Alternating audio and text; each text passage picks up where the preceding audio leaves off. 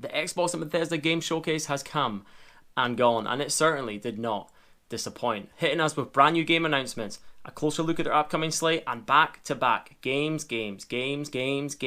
Now in this video, I'm going to run you guys through the biggest and most important moments from the Xbox and Bethesda Showcase, and also tell you who I think was the real winner from the show, the beast that is Xbox Game Pass.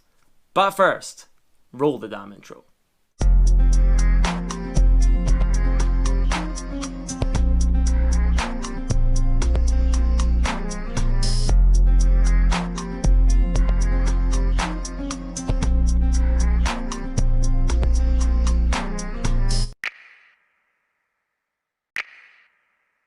What's up YouTube, my name is Cavalier88 and I'm back yet again with another brand new video. And in this video and every other video on this channel, we are going to be talking about Xbox. And if that sounds good to you guys, it would really do me a big favor if you guys could hit that like button, hit that subscribe button. I would really appreciate it.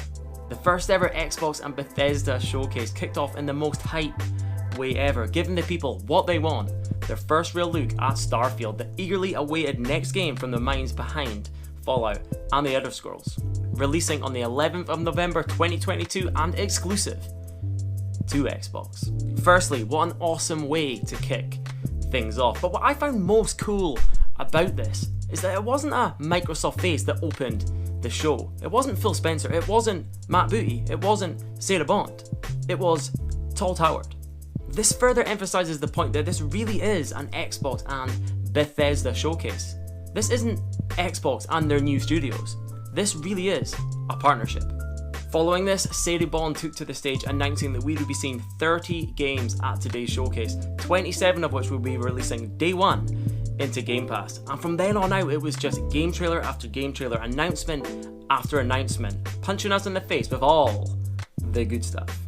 Already announced games such as Stalker 2, Back 4 Blood, Battlefield 2042, Far Cry 6, Psychonauts 2 all took their time in the spotlight, with many getting a release date. Pete Hines from Bethesda was next up on stage to show continued support to their live service games, them being Elder Scrolls Online and Fallout 76 respectively, with both games receiving major add-ons. He also announced that even more of Bethesda's back catalogue of games would be heading into Game Pass. Give me Death of the Outsiders, baby. Rare's Pirate Playground: A Sea of Thieves got its very own expansion announced at the show, with a Pirates of the Caribbean inspired story coming to the game, with none other than Jack freaking Sparrow joining you on your latest voyage. Some of my favourite moments from these E3 press conferences are when some of the smaller games get their time to shine, and this showcase certainly did not disappoint. 12 Minutes, Among Us, Diablo 2 and last year's Game of the Year, Hades, were all announced again day one for Game Pass. Not to mention some brand new indies were announced, replaced A Plague Tale Requiem and my personal favourite from the show, the sci-fi War of the Worlds-esque Somerville, coming from some of the people behind Limbo and Inside, and again, day one Game Pass.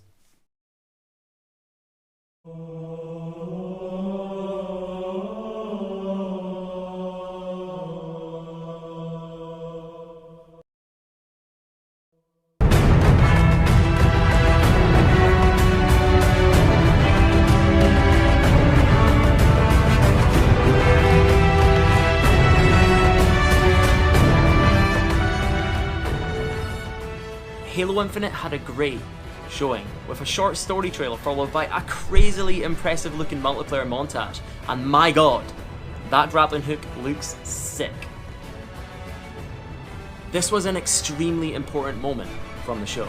After last year's initial gameplay showing, some people were less than impressed with the visuals from Halo Infinite, which to be honest I do get, but I didn't have too much of a problem with the visuals back then. I mean, and to be honest, it looked pretty fun to me.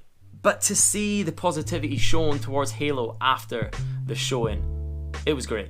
Listening to Bonnie Ross and Joseph Staten on stage, it really hit home to me how important Halo has been to me, how important Halo has been to Xbox.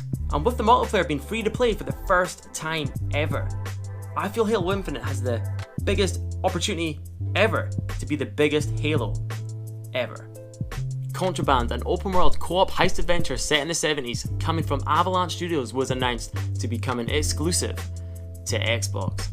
And next on the Xbox Game Studios roundabout of announcements was Outer Worlds 2, Obsidian's sequel to the brilliant Outer Worlds. Now guys, do yourself a favour and please check out this trailer.